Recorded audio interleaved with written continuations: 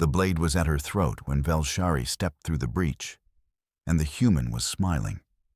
Not the forced grimace of a creature making peace with death. Not the bared teeth threat display that the Quorum's Xenobehavioral Index catalogued under Homo sapiens. Aggression response, Category 4. This was something else entirely. Slow, private, like a joke she was telling only to herself.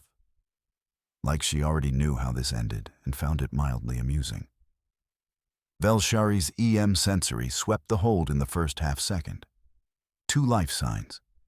The hegemony soldier, armor, plasma cutter extended, body geometry radiating the flat, mechanical certainty of someone who had done this before and would do it again. And the human. Terran origin, medium height. A build that the Death World indices would have called unremarkable if Velshari hadn't known what Class 12 unremarkable actually meant. Standing very still, one hand open at her side. The other, Velshari tracked it, held behind her back at an angle that did not match any surrender posture in any database she had. The soldier said something in hegemony standard. Velshari's translation matrix processed it 3 beats after her instincts already had. Last words. He was asking for last words. The human's smile widened by exactly 3 degrees. "Yeah," she said. Her voice had the particular flatness of someone who had stopped being frightened approximately 4 seconds before everyone else in the room. "You're holding it wrong." The soldier processed this, and that processing time, that half-second of genuine cognitive interruption, was apparently all she needed. Velshari's EM sensory did not track what happened next in any sequence she could reconstruct cleanly. There was a movement. Then there was the soldier's plasma cutter, traveling in an arc that the Quorum's combat projection models identified as physically suboptimal for the human's apparent musculature. Then there was the sound of a body meeting a deck plate in the specific way that meant the body would be meeting the deck plate for some time. Then there was silence. The human looked down at the soldier. She looked at the plasma cutter now in her own hand. She turned it over once, considering it the way Velshari had seen salvage engineers consider a component they hadn't expected to find. Assessing, cataloging, on filing it somewhere useful. Then she looked up and found Velshari in the doorway. "You're going to want to stay low," she said. Not a question. Not even precisely a warning. A fact delivered like a weather report from someone who had checked the forecast and found it both accurate and inconvenient. Velshari's scale plates, the iridescent panels along her dorsal ridge and upper forelimbs that the Quorum used to read her at a glance, shifted without her permission into cautionary amber. The color of a probability model encountering a variable it had not been given. She stayed low. The second soldier came through the aft corridor 40 seconds later. Velshari heard him before her EM sensory confirm the signature. Heavy tread, the specific electromagnetic hum of powered armor cycling through a sweep and clear routine. The kind of search pattern designed for empty ships. The human had heard him first. She was already gone from where she'd been standing. Velshari had a clear sight line to the aft corridor entrance. She tracked the soldier's movement by his drive signature, her sensory mapping the hold in real time, plotting his vector. He was moving efficiently. He had no reason to move otherwise. The ship was listed on 3 registries as derelict. No crew, no active systems. A dead thing adrift in a debris pocket that the hegemony had written off 3 cycles ago. He stepped through the entrance. There was a sound. There was, again, the specific acoustic signature of someone becoming horizontal very suddenly. Then the human reappeared from behind a conduit housing that Velshari would have sworn offered insufficient concealment. He holding the second plasma cutter in addition to the first, and she was humming.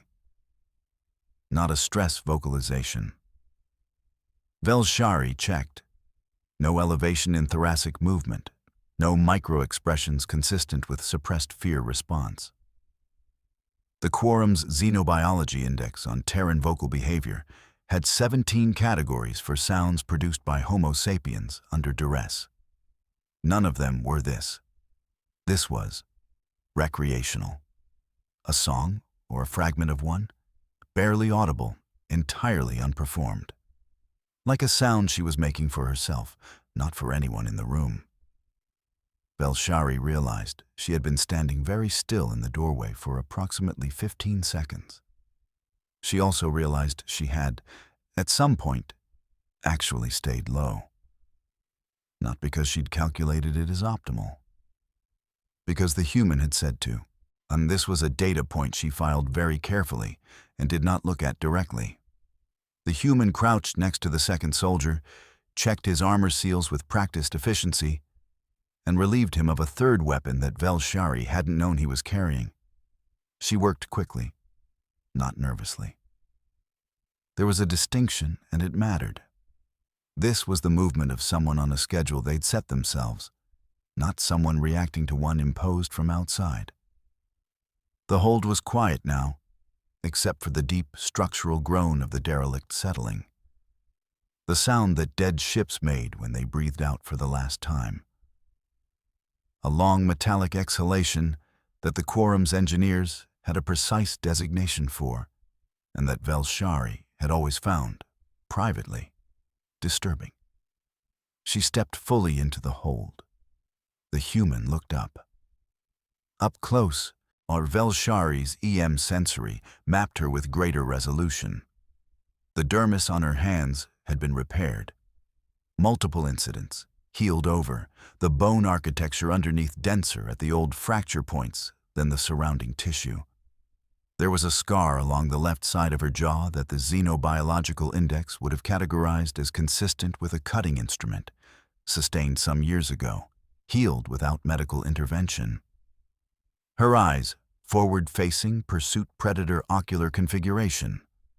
The one detail that made every Sci-Fi's secondary threat assessment screech warnings, were a particular shade of brown that the Quorum's Visible Light Index simply called brown, and that Velshari, looking into them, thought was an inadequate designation.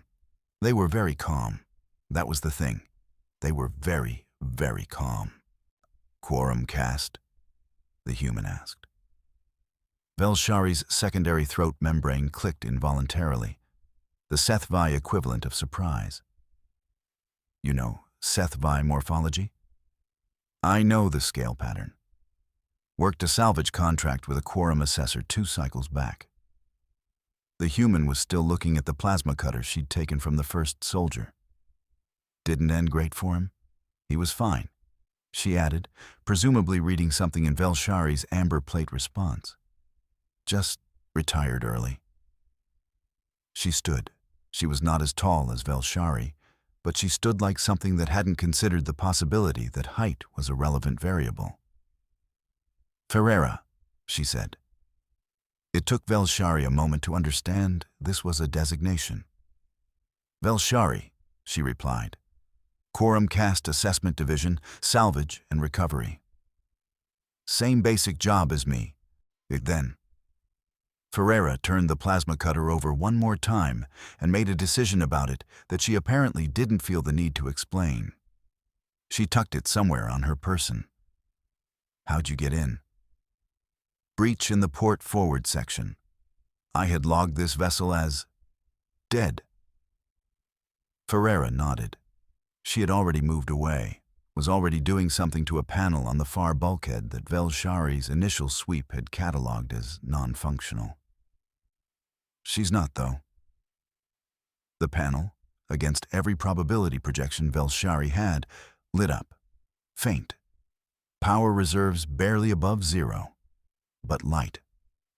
Velshari's EM sensory detected the electromagnetic signature shift that indicated active system cycling, however minimally, in the bones of the ship around them. The derelict made a sound. Not the dying exhalation. Something else. The human patted the panel with the flat of her hand. Not a diagnostic gesture, there was no technical purpose to it. "There she is," Ferreira said quietly, not to Velshari. Velshari stood in the amber-lit hold of a ship that had been dead and was not anymore, with two unconscious hegemony soldiers on the floor and a human who had smiled at a blade 20 minutes ago and was now having a quiet conversation with a wall. And she filed 17 new data points and understood, with the particular clarity that came from watching the quorum's probability models fail in real time, that she had made a significant error in her initial assessment of this situation. She had assessed it as salvage. She was no longer certain what category it belonged in. Somewhere in the dark outside the hull, she could feel it. Faint, cycling, on her patient, the electromagnetic drive signature of the hegemony ship that had sent these soldiers. Still out there, still looking. The human was eating something that smelled like a controlled substance. Velshari had a sophisticated chemical receptor cluster along her anterior nasal ridge, calibrated across 6 years of salvage assessment work to identify hull sealant compounds, coolant leaks, biological decay signatures, and the particular bouquet of ozone and scorched polymer that meant something had recently been on fire. She could detect trace mineral compositions in recycled atmospheric systems to within 3 decimal points. Her species' olfactory range exceeded most quorum-registered sentient species by a factor of 4. None of this prepared her for what the human was eating. Capsaicin derivative, her chemistry index supplied helpfully. Ethanol compound, trace salts, organic acids. And beneath all of it, something her index simply flagged as warning, neurotoxic, class 3 mammalian nervous systems. The human was eating it as a snack. She was sitting on an upturned equipment case in the maintenance bay, boots off, holding a small bag of the substance between 2 fingers, and eating it one piece at a time with the focused satisfaction of someone who had earned this. 3 plasma cutters were laid out on the floor beside her in a neat row, stripped to their component layers. She had been doing this for approximately 20 minutes, eating the neurotoxin and disassembling military hardware, without once looking like she was doing anything other than exactly what she wanted to be doing. Velshari was cataloging her, and she was doing it at a distance she recognized from the outside as the distance she maintained from species she was unsure about, not the assessment distance of a professional, the distance of an animal that was not sure about the thing in front of it. This was, she noted it, filed it, did not approve of it, knew. "You can sit," Ferreira said, without looking up from the cutter she was field stripping. "Unless you're still deciding." Velshari's scale plates clicked through 2 colors she would not have chosen. She sat. The maintenance bay was the most functional part of the ship. Power conduits running directly from the emergency reserves Ferreira had spent the last hour coaxing into something above minimal operation. The atmospheric recycler was humming. The temperature had risen 3 degrees since Velshari boarded, and these were improvements she could log, quantify, assess. She assessed them. Then her EM sensory snagged on the hegemony ship's drive signature again, out in the dark beyond the hull. It had tightened its search pattern since she'd last checked. 17 minutes ago it had been describing a broad ellipse across the debris field. Now it was a spiral, tightening inward. Velshari ran the calculation without meaning to. Force of professional habit. The spiral's convergence point, given the ship's current velocity and pattern geometry, would intersect their position in. She refined the estimate as her sensory mapped the trajectory. Approximately 40 ship rotations. This was not a comfortable number. She considered sharing it with the human. The human was, at present, talking to the ship, not to Velshari, not to the soldiers they'd locked in the forward storage. still unconscious, still contained, to the ship itself. Low, continuous, the kind of voice used for coaxing something that had been frightened. Okay, let's see what you've got in here, come on. Her hands moved through the ship's internal wiring with a familiarity that suggested she had done this before. Possibly many times. Possibly to ships in worse condition than this one. The ship, against every physical law that Velshari felt should apply to derelict vessels with minimal power reserves, seemed to respond. Systems that had registered as non-functional lit up under her hands. Not fully, not reliably. But something. Velshari had assessed 47 derelicts in her career with the Quorum. She had a very precise vocabulary for what dead ships did and did not do, and they did not respond. "You've worked salvage long?" she asked. It was a professional question, an assessment question. The Quorum approved of assessment. 12 cycles. Ferreira didn't look up. "Ish. Depends where you start counting." "Your hands," Velshari said, and then stopped because she had not planned to say that. Ferreira looked at her hands. "Yeah." She turned them over once, matter-of-factly, and turned them back. Class 12 does that, if it doesn't do worse. Velshari's chemistry index was still processing the neurotoxin snack. She redirected her attention to the hegemony drive signature. This was a safer thing to look at. The drive signature was a variable she had a system for. "The ship that sent those soldiers," she said. "It's running a search spiral, convergence estimate, and 40 rotations." Ferreira was quiet for 4 seconds. This was, Velshari had begun to calibrate, a significant pause for her. She processed quickly. 4 seconds meant she was doing something other than processing. "Okay," she said finally. One word. Velshari waited for the rest of it. There was no rest of it. The human had filed this information and moved on to the next thing, which was apparently a secondary conduit that she felt required her personal attention. "Our beacon is damaged," Velshari said. "We cannot signal for rescue." "Yeah, I know." "The hegemony vessel is..." "I know." Not dismissive.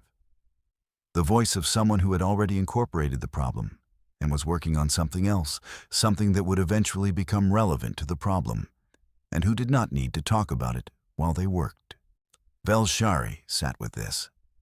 In the Quorum's operational protocols, when a threat variable was identified, the correct response was group consultation, probability assessment, and the determination of optimal response parameters before any other activity was undertaken.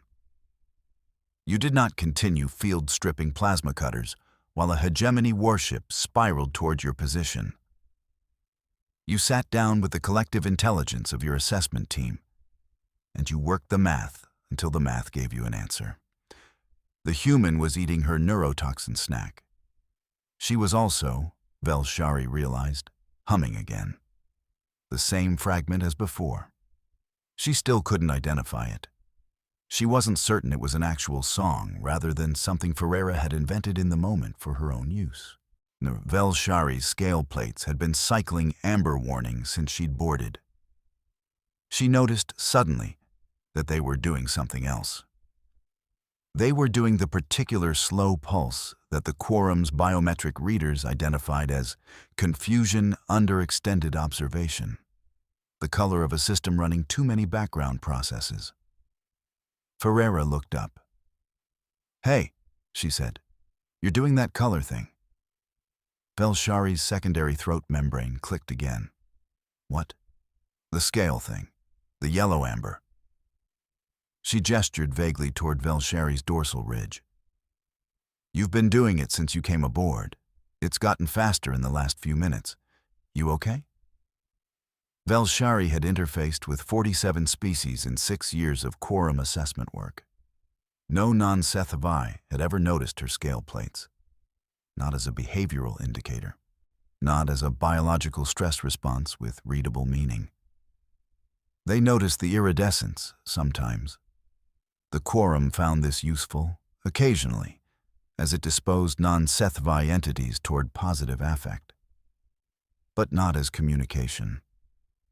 Not as a window into Velshari's internal state in the way that a Sci-fi colleague would have read it instantly.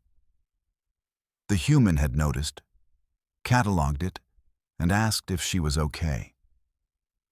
Velshari said, "I am functional." Ferreira looked at her for one more second. A measuring look, the kind that seemed to run its calculation very quickly and reach a conclusion it wasn't going to share. And then looked back at the conduit she was working on. "Okay," she said. "Let me know if that changes." The maintenance bay hummed. The atmospheric recycler cycled. The hegemony drive signature tightened its spiral by 3 degrees that Velshari tracked involuntarily, professionally, with the part of her assessment training that had not yet entirely abandoned its post. Ferreira finished her neurotoxin snack. She balled up the container. It was small, red, made from a thin polymer film that crinkled when compressed, and set it aside. She looked at the 3 disassembled plasma cutters. She picked up one set of components and began reassembling it in a configuration that did not match any of the 3 original configurations. She was making something. Velshari watched her hands, the scarred ones, the ones with the denser bone structure at the fracture points. "This ship," Velshari said, "it has no registered name." "She's called the Obstinate," Ferreira said. A pause. "That designation is not in any registry." "I know. You named her." "Just now." Ferreira held the component assembly up to the light, a precise gesture, checking tolerances. Felt right. The Obstinate settled around them, the deep structural groaning of her hull subsiding slightly, as if she had heard this and taken some satisfaction from it.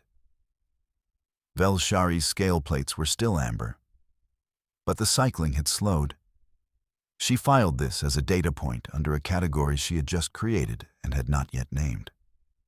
"Where are you from?" Ferreira asked. She didn't look up.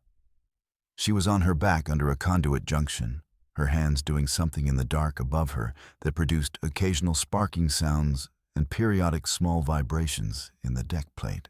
She had been doing this for the better part of an hour, when the question arrived like a component she'd set aside earlier and was now picking back up. Velshari said, "Savar, the 3rd body of the Quorum homeworld system, a mid-caste assessment district. What's it like?" Velshari considered. "Orderly," she said. "Efficient. The Quorum has maintained the Savar planetary system under integrated resource management for 11,000 cycles. There is no waste. There is no redundancy. Every function serves a larger optimization." "Sounds nice," Ferreira said. The sparking sound, a small vibration. "It is considered the optimal model for developed planetary civilization." "By who?" "By the Quorum." A pause. Velshari could not read the pause. It was not long enough to indicate distraction, not short enough to indicate dismissal. And it was the pause of someone who had received a piece of information and was deciding how much of their reaction was worth sharing.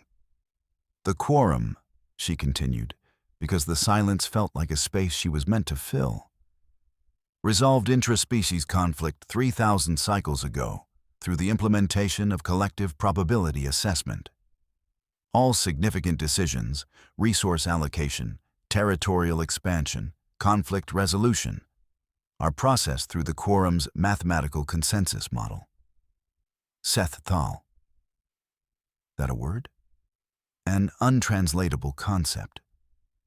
The nearest standard approximation would be the mathematical certainty of correct outcomes. The recognition that if a probability model is sufficiently complete, the optimal path becomes self-evident and conflict is rendered unnecessary. More sparking. Then Ferreira slid out from under the conduit and sat up, wiping something from her forearm that left a dark line across the healed scar tissue. She looked at Velshari with an expression that the Xenobehavioral Index described as politely attentive. Category 3. The face of a social creature doing the cognitive work of appearing engaged while processing something else. "So you don't fight," she said.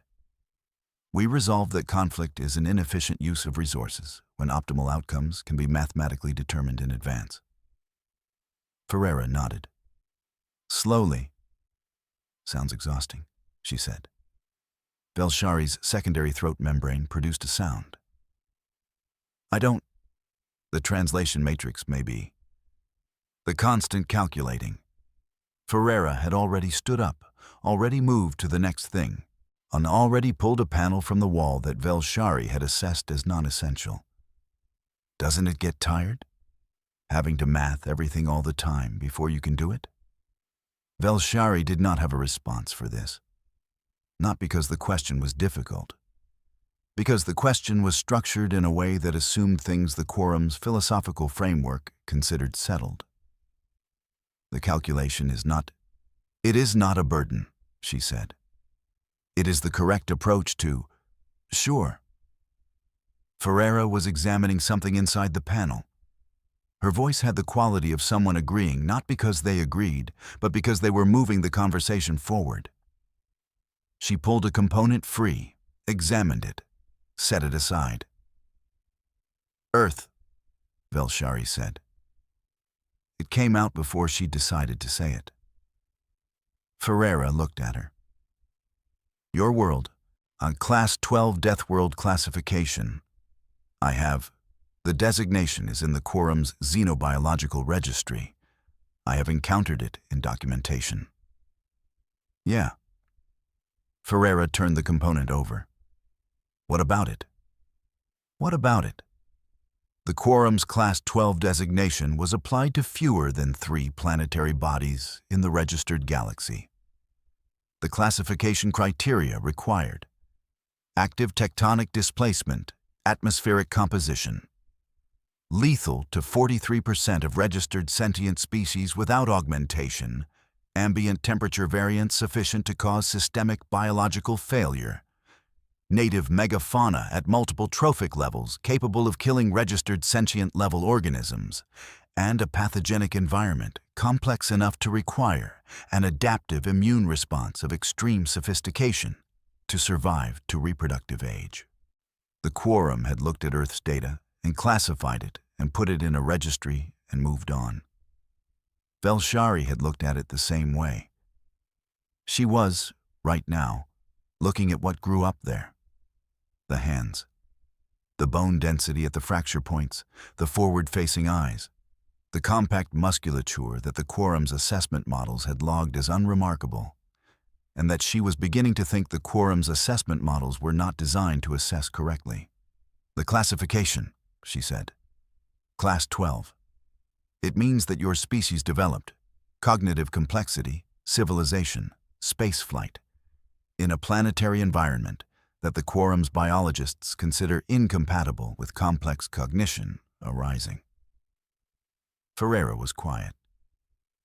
"We have," Velshari said carefully, "considered the classification accurate." Another pause. "Huh," Ferreira said. She set the component down. She picked up a different one. This was, Velshari understood, the entirety of the response she was going to receive. She sat with it. The maintenance bay hummed around them. The obstinate groaned in her bones, a sound she was beginning to read differently than she had when she first heard it. Not dying. Something else. The sound of something that had been pushed very hard and was still moving. The component Ferreira had set aside sat on the deck between them. It was a secondary power relay, pulled from a non-essential system. It had scratches on its casing, from use, from being handled by someone who worked quickly and didn't always have time to be careful. Velshari counted the scratches. 7, 8. The ninth was deeper than the others. She was still counting them when Ferreira said, while without particular emphasis, "The quorum had the math wrong. About the classification." Velshari's scale plates went very still. "Not wrong about the planet," Ferreira added. "Just wrong about what grows up there." She was already working again. She hadn't waited for a response, hadn't turned to see Velshari's reaction, hadn't treated this as a revelation. It was a correction to a data point, delivered with the same casual precision she used for everything. Velshari looked at the scratches on the relay component. Then she looked at the hands that had made them. 11,000 cycles of quorum mathematics. 3,000 cycles of unbroken peace. Seth Thal. The mathematical certainty of correct outcomes. She ran the calculation again, using the new variable she had just been given, and the outcome came back different. She filed this in a category she still hadn't named and found, to her considerable discomfort, that the category was getting large. The hegemony drive signature was tightening when Ferreira did the thing that made no sense. Velshari tracked it continuously now, a professional habit, involuntary. The way her EM sensory swept the space around her, even when she was doing something else. The spiral had completed 2 full rotations since their first night aboard. They had approximately 26 rotations before its convergence point intersected their position. This was not a comfortable margin. She had said this. Ferreira had said, "I know," and kept working. What she was working on, for the past 4 hours, was the lighting. Not the ship's functional systems, not the beacon array, not the propulsion, the lights. She had traced and rerouted 3 separate power conduit runs to bring the maintenance bay's overhead panels from the fractional glow they'd been operating on to something approaching full function. She had repaired a junction in the aft corridor that had no tactical relevance. She had spent 40 minutes on a section of hull-mounted LEDs in the forward section. 7 of them, in a wavelength that Velshari's EM sensory recorded. But her visible light perception didn't register as color in any category she had a word for.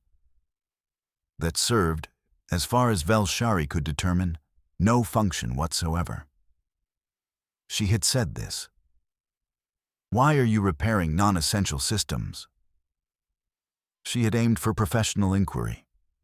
She had landed somewhere closer to genuine confusion. Ferreira had looked at her for a moment, then at the lights. "Now, because a dead ship feels dead," she said. "She needs to feel like she's trying." This was not a sentence the quorum's decision support matrix had a response pathway for. Velshari had run the tactical math multiple times. Every cycle spent on non-essential systems was a cycle not spent on the beacon array, on propulsion, on the 17 functional repair priorities she had logged in her assessment.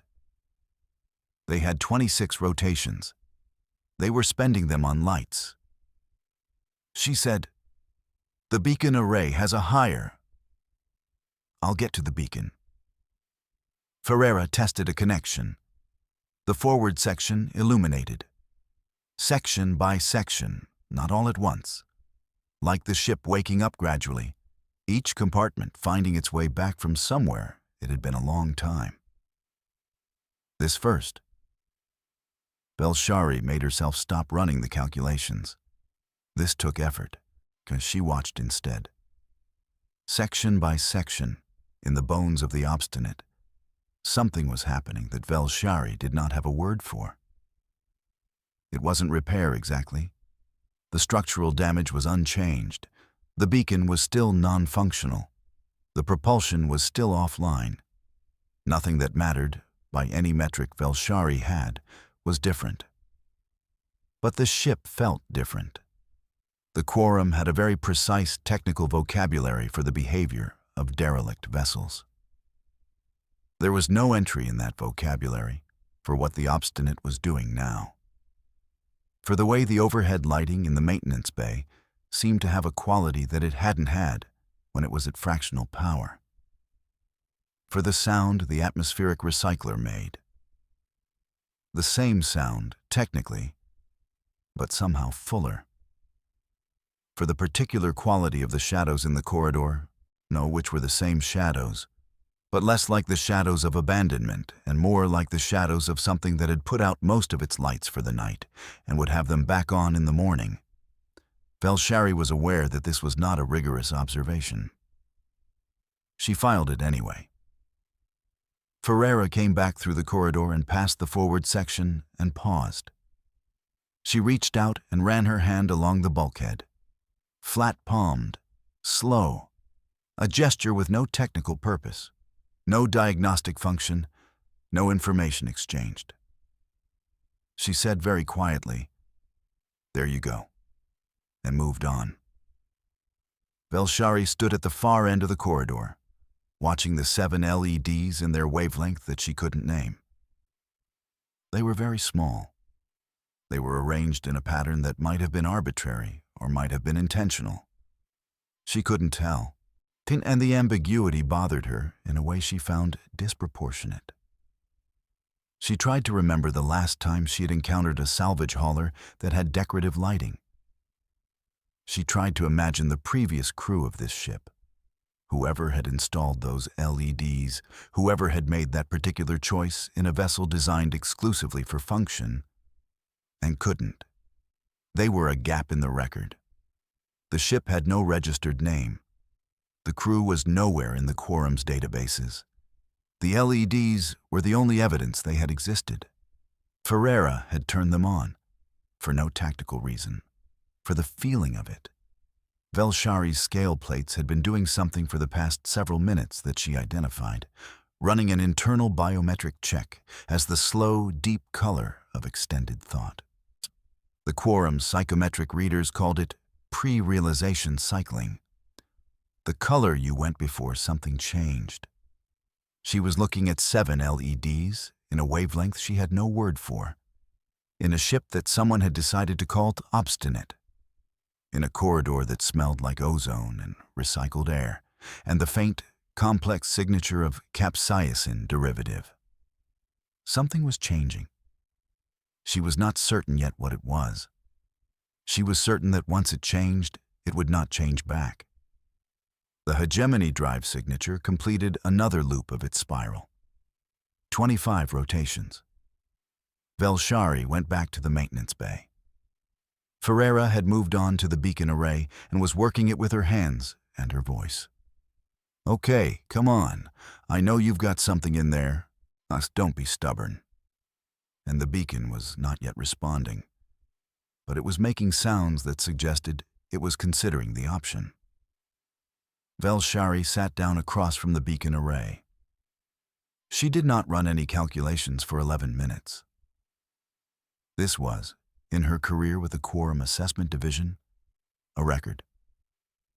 "When the blade was at your throat," Velshari said, "you smiled." She had been holding this question since Chapter 1, since the first second in that hold before she'd understood what she was looking at.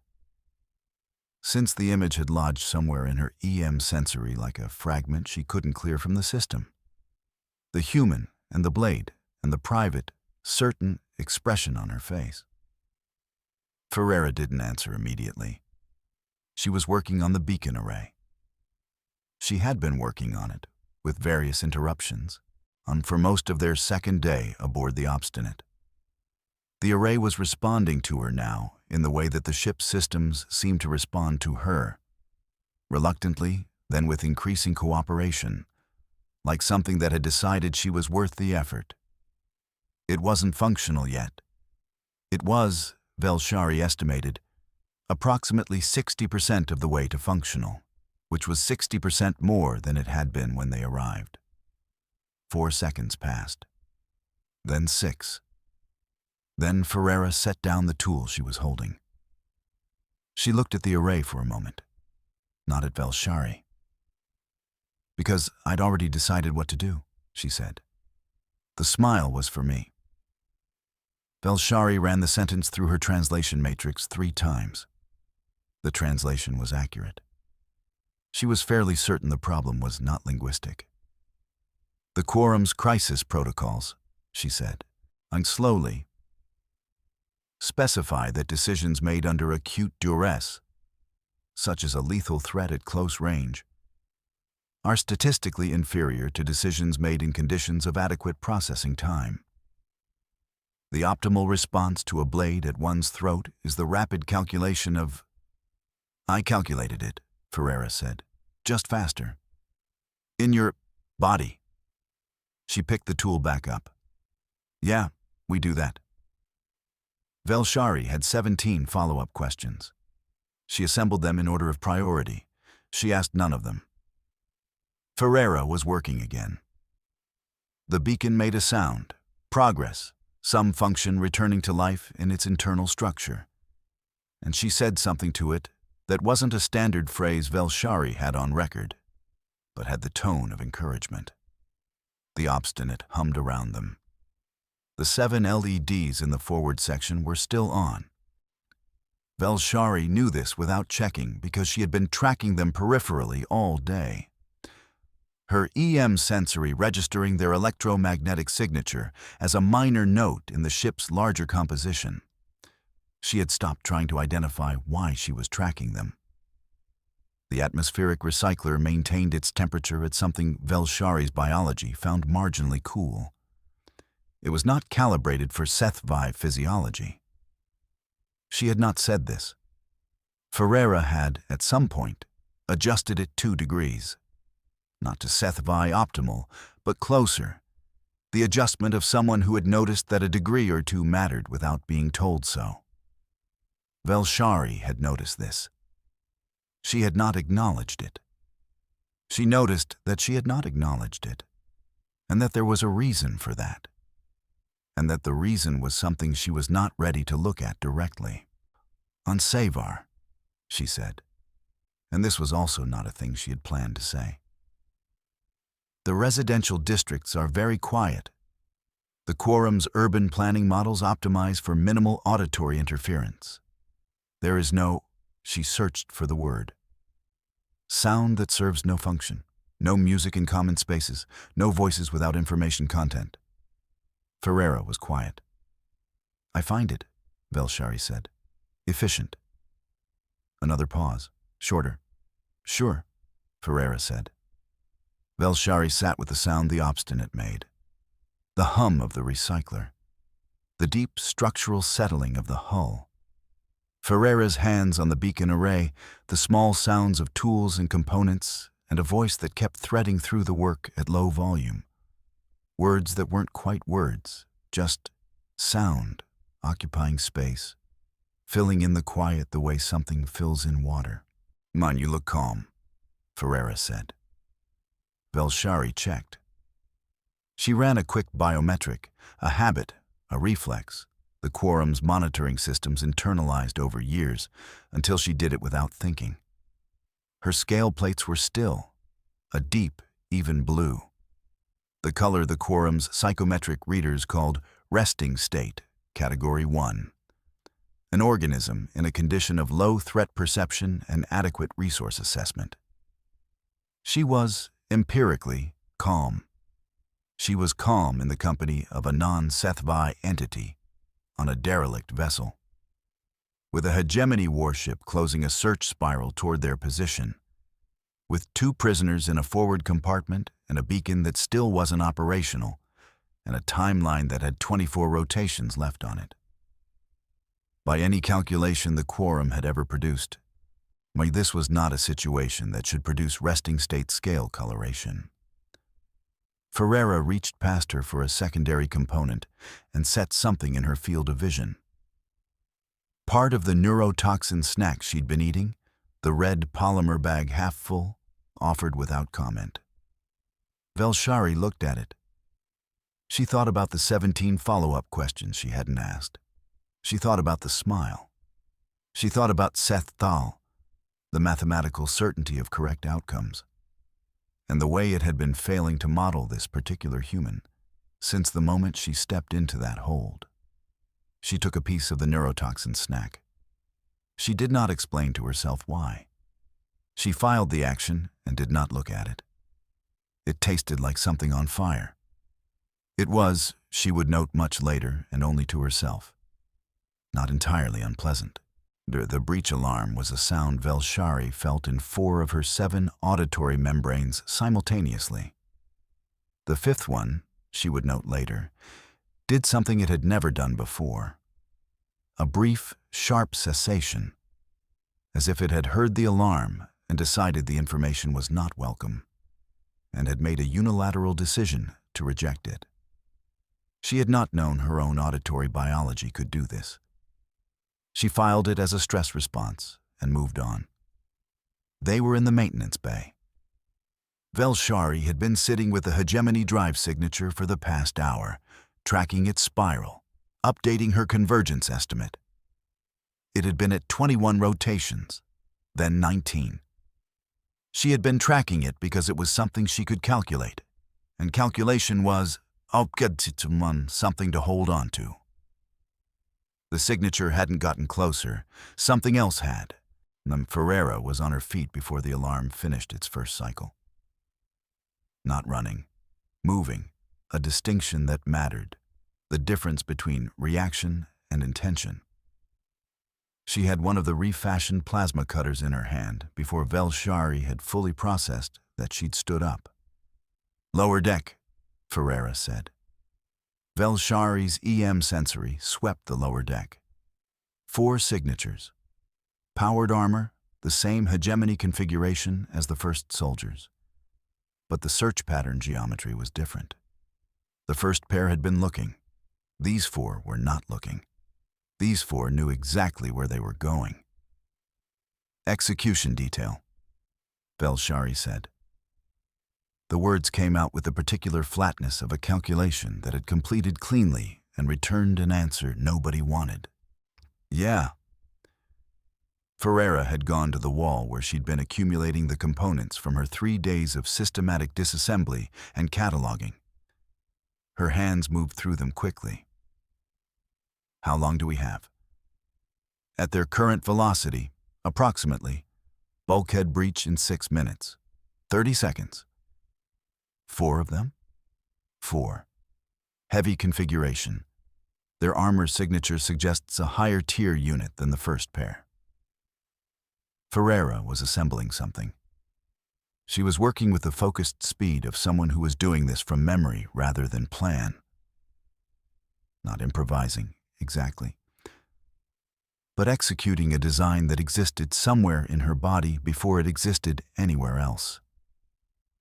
Components she had spent 3 days stripping and cataloging were becoming something else in her hands. "They know we're here," Velshari said. "Like someone on that ship wants no witnesses." Ferreira held up what she'd assembled. It was not a plasma cutter. It was not any configuration Velshari had on record. "Okay," Ferreira said. "So we don't engage direct." She was already moving. She had a route in her head, Velshari realized.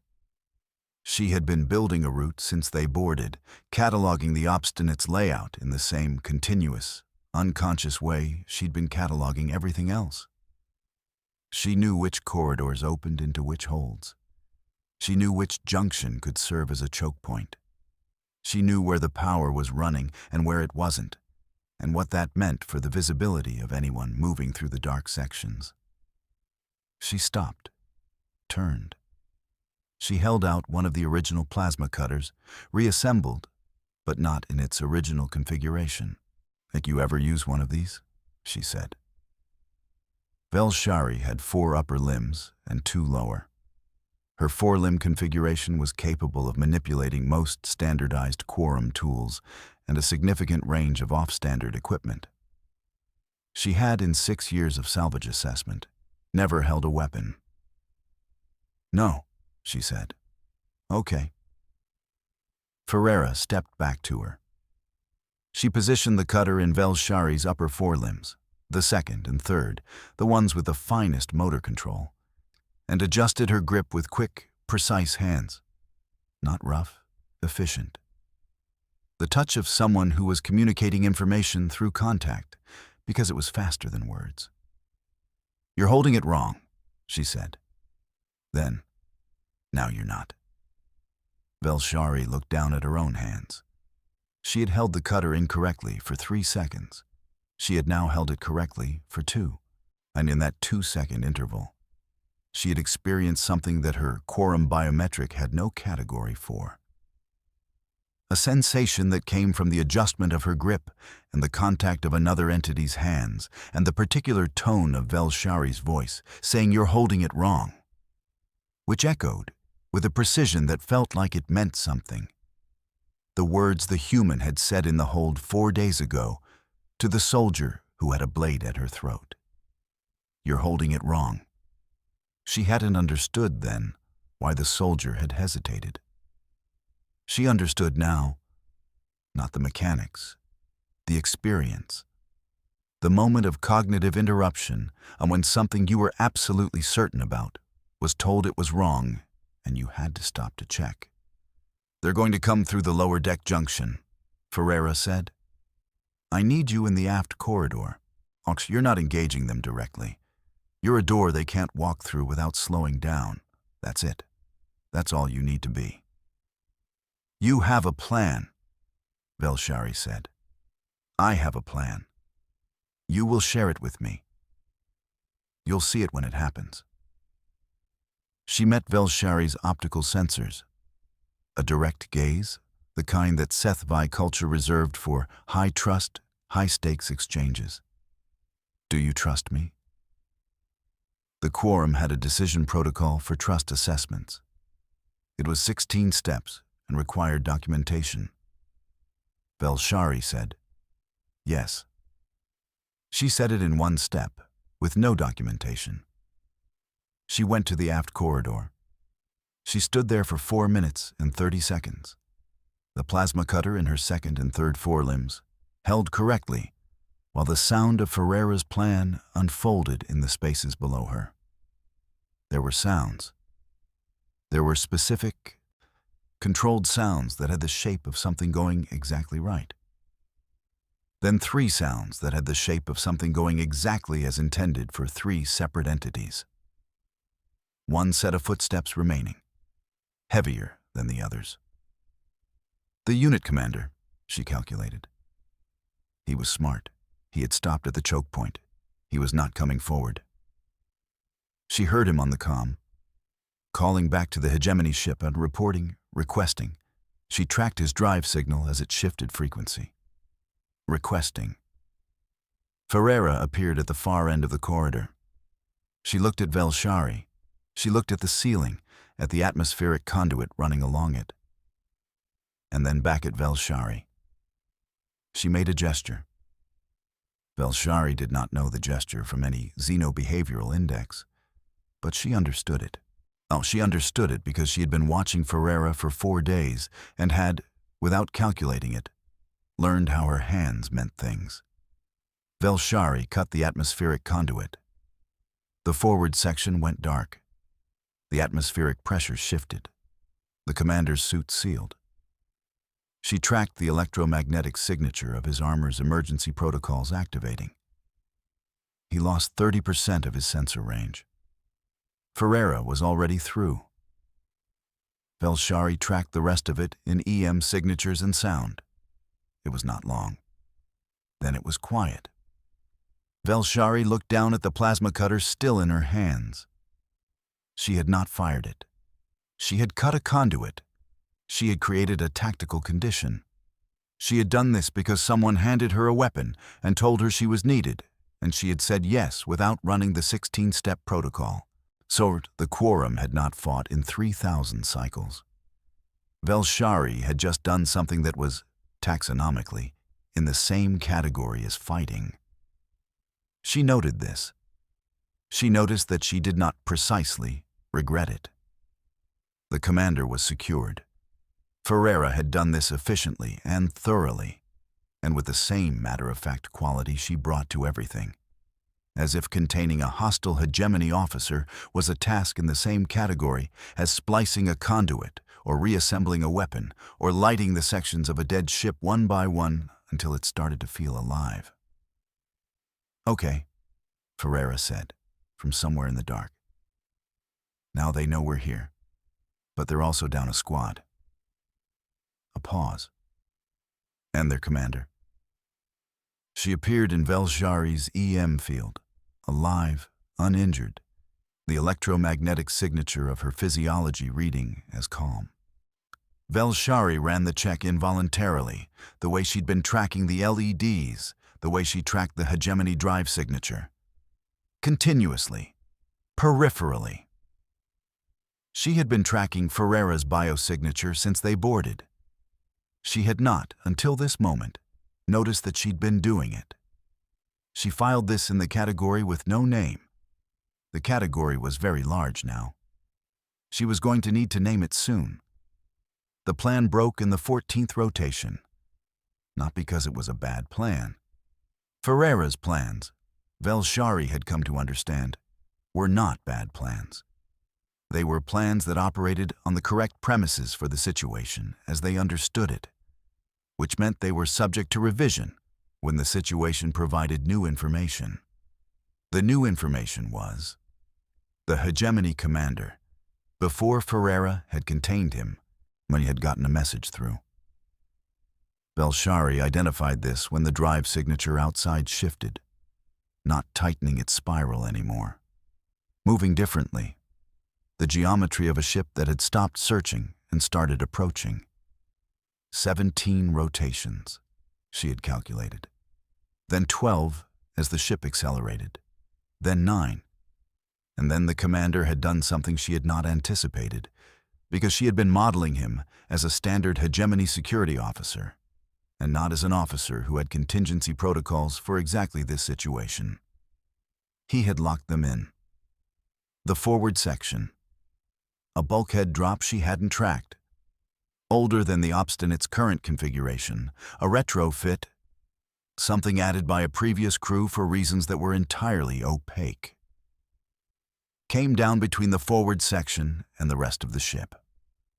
When the atmospheric systems on their side of the drop had 90 rotations of reserves at current consumption rate. Velshari ran the calculation. She ran it again. She ran it a third time because the first two results were the same, and she did not like them. 3.2%, she said. Ferreira looked up from the bulkhead she'd been examining. What? Our survival window. Given the hegemony ship's approach vector, the atmospheric countdown, and our available tactical resources. Velshari's scale plates were going white. Full threat response. The color she went when the math was absolute and the answer was wrong. 3.2%. The quorum's decision protocols classify anything below 5% as, that's more than zero, Ferreira said. Then a 3.2% probability is functionally not the way I do math. Velshari's scale plates pulsed. White, white, white. The frantic cycling of a biometric system that had run out of useful information to display. The atmospheric counter continued its count. Ferreira sat down on the deck.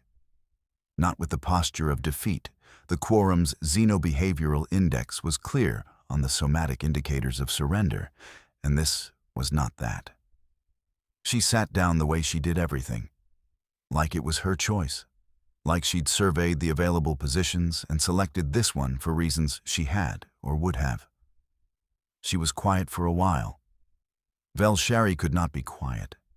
Her EM sensory kept sweeping, updating the hegemony ship's position, recalculating the timeline. 8 rotations. 7.5. The spiral had become a vector, direct, purposeful, on the geometry of a ship that was done looking and had started arriving. "Hey," Ferreira said. Her voice was the same one she used for the ship. Velshari looked at her. "Stay with me," Ferreira said. It was not a strategic instruction. It was not a request for any particular action. It was The sound of something that had decided Velshari's presence mattered and was letting her know. Velshari's scale plates stopped their frantic white cycling. They shifted, not to calm blue, not to cautionary amber. Something in between that the quorum's psychometric readers didn't have a designated name for. A color she had not displayed since the second year of her assessment training, when a senior colleague had found her in a failing ship and said something she had not thought about in years and which she found herself thinking about now. And she stayed. Ferreira was talking to the ship again, not urgently, not desperately, the way you'd talk to something you believed in. Okay, come on. What have you got for me? I know you've got something. Her hands moved over the systems she could reach from where she sat. The ones accessible in the forward section, the ones that were still, against the odds, responding to her. System by system, what are we working with? The obstinate systems gave her what they had. Velshari tracked it on her EM sensory. Power routing rerouted. Junction 3 bypassed. The beacon array still not functional, not enough power. The reserves they'd spent on the lighting and the atmospheric and the 7 LEDs in the forward section had left the critical systems running on the minimum margins. The 7 LEDs still on, one still burning through the atmospheric countdown, still occupying their small section of the forward wall with their wavelength that Velshari had no word for, like a color that someone had invented for the specific purpose of being here, in this ship, in this situation. She looked at them. She thought about the previous crew, the unknown people who had installed them, who had decided that a salvage hauler in deep space needed light that served no function. Who had made this choice and then been gone from the records, leaving only their lights behind? She thought about the human sitting on the deck across from her, talking to a ship that was still, somehow, answering. The quorum, Velshari said. Her voice was even. She was working to keep it even. When the quorum encounters a probability window below 5%, the protocol is evaluation of surrender conditions. The mathematical model, tell me something, Ferreira said. She was still working. The quorum, in 3,000 cycles of not fighting. What's the thing they're proudest of? Velshari processed the question. The integrated resource model, the elimination of waste, and no, the thing that, when a Sci-Fi thinks about their civilization, makes them feel something. The atmospheric counter, 7 rotations. Velshari thought about Savar, the residential districts with their optimized silence, the probability trees that resolved everything before it became a problem. The deep, quiet certainty of Seth Thal, the correct outcome, pre-calculated, inevitable, peaceful. She thought about the word the quorum used when they described this. Safe, she said. Yeah. Ferreira had found something. Velshari tracked it on her EM sensory, a power signature she hadn't categorized yet, something in the forward section's infrastructure she hadn't mapped. That's good, Ferreira said. That's a real thing. You should have that. She looked up. I just don't think 3.2% should be where you stop.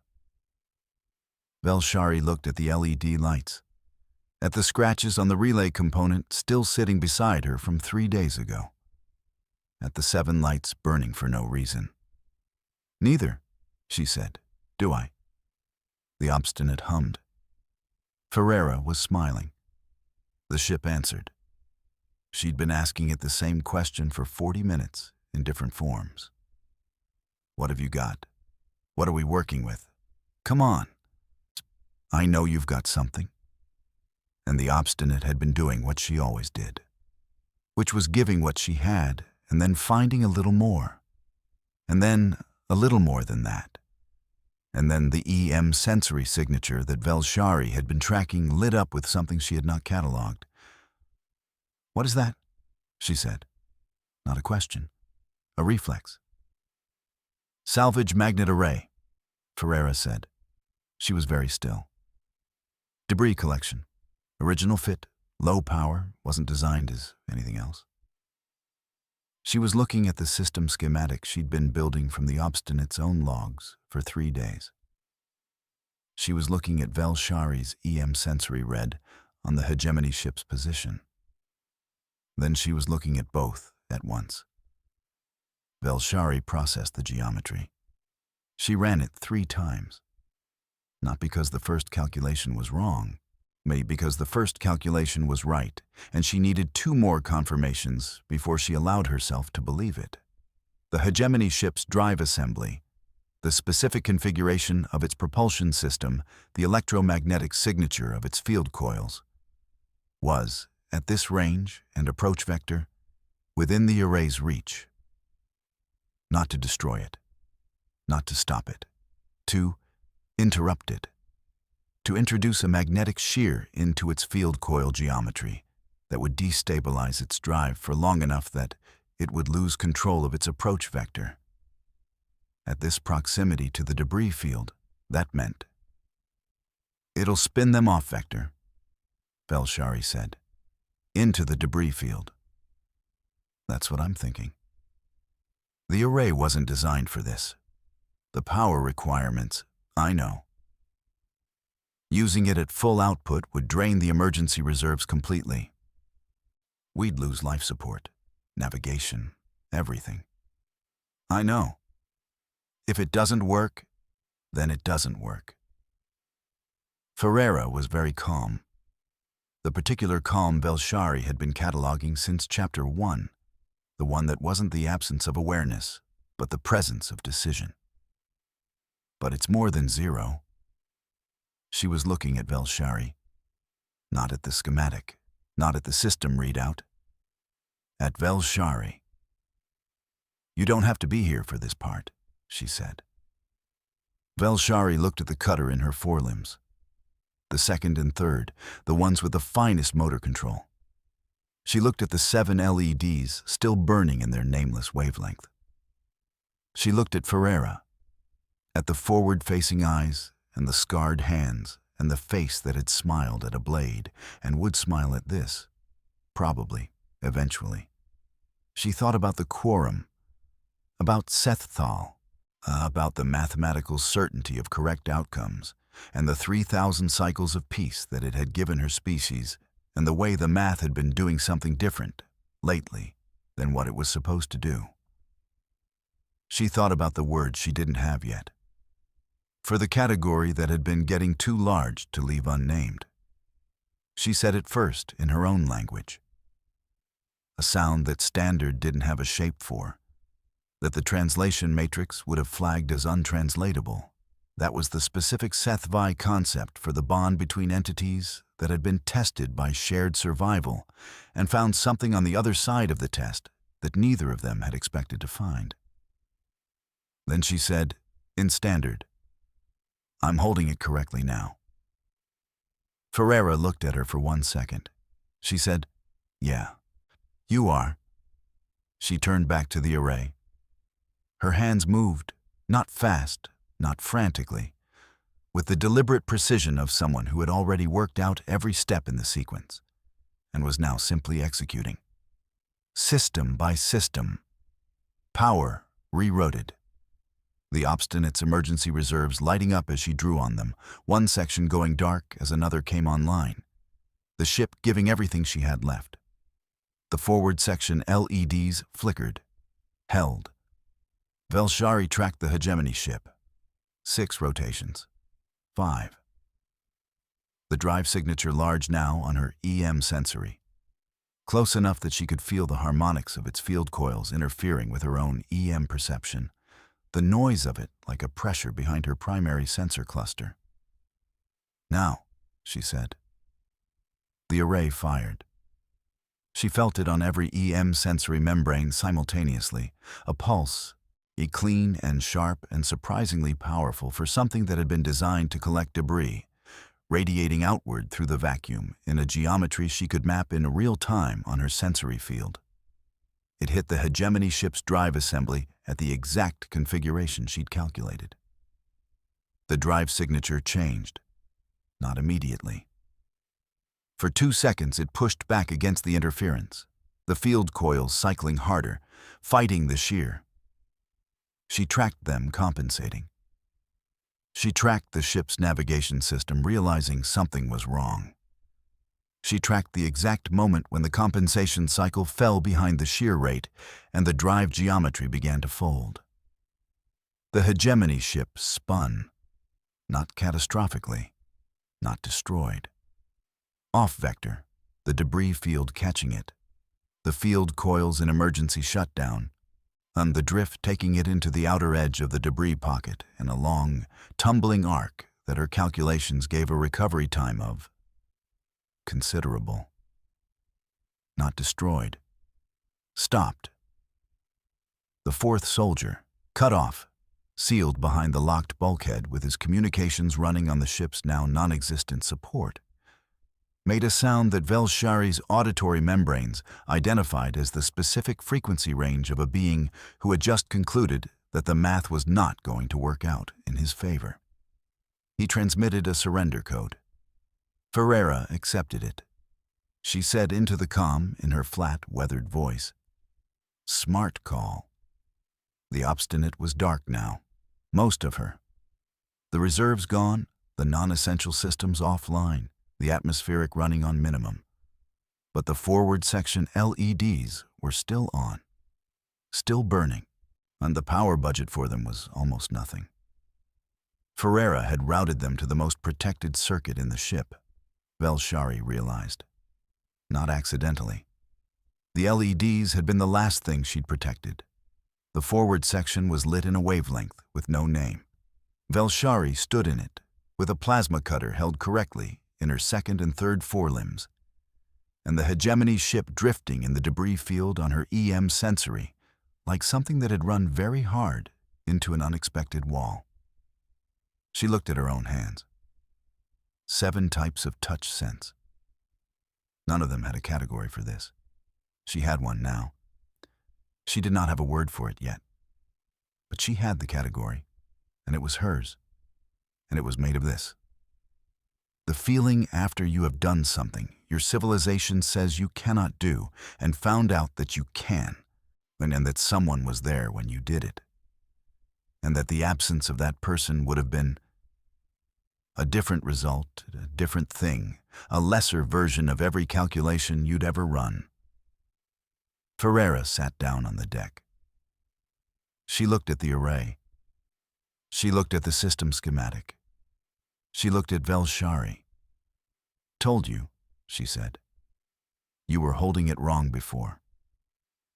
Velshari looked at her. The quorum had no word for the expression on the human's face. They had no word for the warmth that ran through Velshari's EM sensory when she looked at it. They had no word for the thing that happened when 2 organisms went through something together and came out on the other side and found, in the aftermath, that the other side was where they'd been trying to get to all along. The quorum had no word for this. Velshari was going to have to write one. The rescue vessel was quorum configuration. Orderly, efficient, the electromagnetic signature of a system optimized across 11,000 cycles of continuous management. It felt, to Velshari's EM sensory, like walking back into a place she had known her whole life. It felt different than it used to. The quorum vessel docked against the obstinate's port breach with the clean precision of a species that had been doing this for longer than most others had been navigating space. 2 assessment officers came through first, followed by a containment team for the prisoners, followed by the senior caste representative, Quorum Prime Scythal, whom Velshari had worked under for 4 cycles and who ran her assessment with the particular efficiency of someone who had processed 3,000 years' worth of optimal outcomes and found the process self-reinforcing. Sethal stopped 3 meters into the forward section. Her scale plates went through a rapid sequence that Velshari could read fluently. Assessment, recalculation, secondary assessment. The color of a probability model encountering a variable it had not been prepared for. The variable was Ferreira. Ferreira was standing near the array controls. The plasma cutter she'd been holding since the hegemony ship went off vector, now tucked against her side. She was looking at the quorum delegation with the calm, measuring gaze that Velshari had catalogued as her default expression for unfamiliar situations. Not hostile, not eager. Waiting. Seeing what the situation would become before deciding what she thought about it. Sethal ran through 17 questions in approximately 30 seconds. Velshari watched her work through them. The senior assessor's eyes moving between the two unconscious soldiers, the locked bulkhead, the signs of engagement throughout the forward section, the hegemony ship visible on the navigation display, drifting in the debris field. "The prisoner," Sethal said, "will require debrief." She was looking at Ferreira. "Terran, military background, significant tactical knowledge. We can arrange—" "No," Velshari said. The word came out clean, one syllable. No calculation preceding it, no decision pathway, no processing delay. Sethal looked at her. "She will debrief voluntarily if she chooses to," Velshari said. "She is not a resource asset. She is—" She paused. Her translation matrix offered options. She took none of them. "She is under the protection of my assessment caste. Any debrief requires her consent." The forward section was quiet. Sethal's scale plates did the color of a senior officer recalculating. She was looking at Velshari's scale plates, reading them as any Sci-Fi would, noting the color Velshari was cycling through that the quorum's psychometric readers called post-combat bonding response, and that Velshari was not going to explain to anyone in this room. "I'm fine with the debrief," Ferreira said. Velshari looked at her. "You okay?" Ferreira said. Not to Sethal, not to the assessment officers, to Velshari.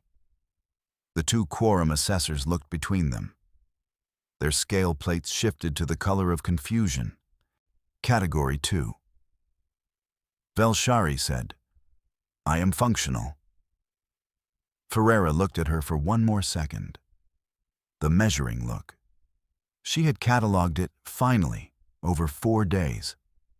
The look Ferreira used when she was checking whether the answer she'd received was the answer she was being given, and whether there was space between the two. She apparently found the space acceptable. She nodded and turned back to Sethal and said, "What do you need from me?" The debrief, as it turned out, took 6 hours. Velshari was not present for most of it. She was in the quorum vessel's assessment bay, filing preliminary reports, being run through a medical check that the quorum's biometric readers found puzzling in 14 different ways. Her scale plate activity had registered 17 non-standard color sequences over the past 4 days, and the medical officer flagged them and filed them without comment, which was the quorum's approach to data that didn't fit existing categories. Log it, date it, move on. She was in the assessment bay when Sethal came to find her. The senior assessor sat down across from her in the way that meant she was about to say something that required the space of sitting down to say. "Your probability log," she said. "The window. The 3.2%. "Yes." "Our records indicate you did not initiate evacuation protocol." "No." "The protocol is mandatory below 5%. You are aware of this?" "Yes." "Can you explain your decision?" Velshari looked at her assessment terminal. The preliminary report she'd been filing, the boxes she'd been filling in, one by one, with the clean, efficient language of quorum documentation. "The math was wrong," she said. Scythal said carefully. The mathematical model was accurate. The probability window was not the window, the premises. Velshari looked at her superior. The probability calculation assumed that the available tactical resources were limited to those I had catalogued. The human was not in the catalog. The human does not operate within the parameters the model was designed to measure. Scythal was quiet. "The model cannot account for her," Velshari said, "so the model's output is incomplete." "That is not how Scythal—" "I know." Velshari met her eyes. "That's not the way she does math either." Outside the viewport, a small one, forward-facing, standard quorum configuration, the Obstinate was visible in the debris field. The hegemony ship had been secured. A recovery team had it now, running the first stages of containment. The debris field was quiet, the wreckage of whatever had brought these ships to this sector dispersed and drifting. The Obstinate sat in it. Dark, mostly. Emergency power only, now. Velshari tracked its EM signature out of habit. 7 LEDs in the forward section. Still on. Scythal followed her gaze. Then she looked at Velshari's scale plates, the color she was still cycling, the one the quorum's readers called post-combat bonding response, but that Velshari had, in the past 4 days, begun to think of as something else. "The human," Scythal said. "You are—" She stopped. Started again. "Your biometrics." "Yes." We don't have a protocol for—" "I know." Velshari looked back at the viewport. "I think we need one." The Obstinate held its LEDs against the dark of the debris field, burning for no reason except that someone had decided they should. Burning because the power had been routed to them last and best. Burning in a wavelength that the quorum's visible light index didn't have a name for. She tracked them until they left orbit. 6 rotations later, in the Quorum Assessment Division's intake chamber on the relay station at Savar's 3rd orbit, Velshari sat with the blank assessment form for a long time. Form 77C, Standard Xenobiological Intelligence Assessment. 47 fields.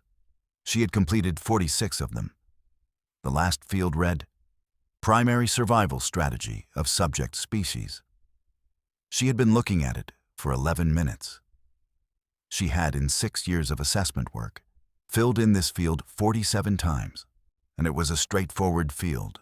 Evasion first, group defensive cohesion, territorial aggression with rapid de-escalation, environmental manipulation. The strategies were cataloged. The assessment was pattern matching. The field was never the one she spent time on. She had the data. She had 4 days of continuous observation under acute conditions. She had behavioral records, biometric logs, tactical assessments, a complete record of every decision the human had made and the physiological states that preceded and followed them. She had enough data to fill the field 3 times over. She couldn't write the answer. Not because she didn't know it. Because every answer she had was right and also not quite right.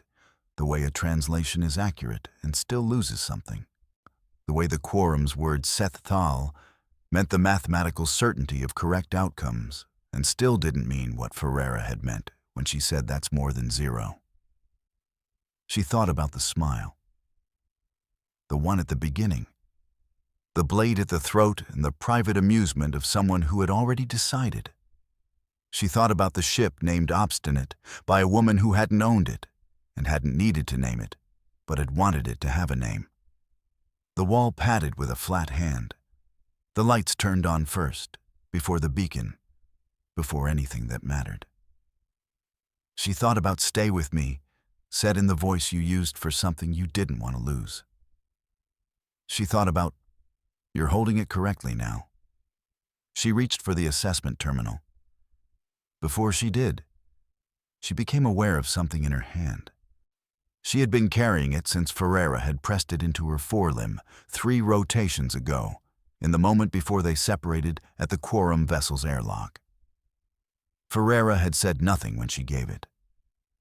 Velshari had looked at what it was and folded her hand around it and not opened her hand since. She opened it now. The bolt from the plasma cutter, the one Ferreira had used to adjust her grip, to correct her hold. It was small, slightly misshapen from use, the metal worn at the contact points. It had scratches on its surface. 7, 8. The 9th was deeper than the others. She set it on the assessment terminal beside the blinking cursor in field 47. She looked at the scratches for a long time. She typed. The words came without calculation.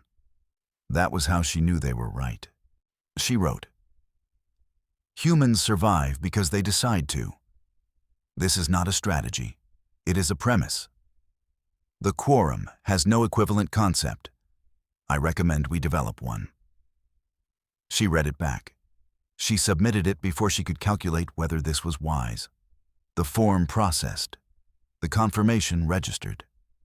Somewhere in the Quorum's vast, orderly 11,000-cycle-old assessment database, a file updated with a new data point that the model had not been designed to receive and would have to learn, slowly and with some structural adjustment, to accommodate. Velshari sat for a moment in the empty chamber. Then she stood. She picked up the bolt from the assessment terminal. She closed her hand around it. The specific grip of her second and third forelimbs, the ones with the finest motor control, on the ones that had held the plasma cutter correctly for the first time 4 days ago. The metal was cool and worn, and exactly the right weight for something small and significant. She walked out of the debrief chamber. At the junction outside, she had 2 options. Left was the senior cast residential level, the route she had taken every day for 4 cycles, the optimized path to the optimized quarters she lived in with their absence of sound that served no function. Right was the communications array, the one the relay station used for long-range contact with vessels in transit. The Quorum's protocols for personal communication with non-Sci-fi contacts required a formal request, a stated purpose, a projected value of contact assessment, and approval from a senior cast officer. Velshari stood at the junction. She did not run a probability calculation. She turned right. She walked toward the communications array with the bolt closed in her hand, and she did not calculate the odds of reaching Ferreira, and she did not calculate the optimal phrasing for whatever she was going to say when she did. And she did not calculate the value of the contact against any framework the Quorum had ever given her. She was, she understood, doing math the way Ferreira did it. The corridor was quiet around her, efficient, optimized, the characteristic Quorum silence of a place designed for function. It felt, for the first time, like something she might want to change. She walked through it without looking back.